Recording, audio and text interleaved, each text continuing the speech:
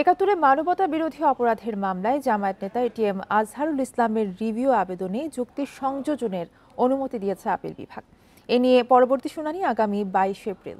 সকালে প্রধান বিচারপতির নেতৃত্বে 5 বিচারপতির আপিল বেঞ্চ এই আদেশ দেন। এর আগে সোমবার 13 বছর ধরে কারাগারে থাকা আজহারুলের মুক্তির দাবিতে গণ অবস্থান কর্মসূচির ঘোষণা দেয় জামায়াত। মঙ্গলবার জামায়াতের সাবেক ভারপ্রাপ্ত সেক্রেটারি জেনারেল এটিএম আজহারুল ইসলামের মৃত্যুদণ্ডের রায় থেকে খালাস চেয়ে রিভিউ আবেদনের ওপর প্রথম দিনের শুনানি শেষ হয়। একাত্তরে মানবতা বিরোধী অপরাধে 2014 সালে জামায়াত নেতা এটিএম আজহারকে মৃত্যুদণ্ড দেয় আন্তর্জাতিক অপরাধ ট্রাইব্যুনাল।